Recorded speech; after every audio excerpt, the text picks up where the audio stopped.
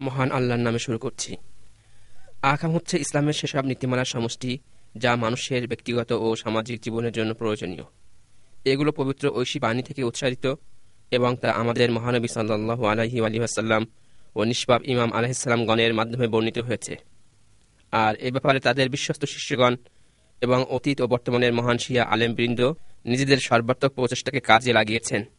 আর তারই ফলশ্রুতিতে আজ আমরা এই মহামূল্যবান সম্পদের অধিকারী হয়েছি।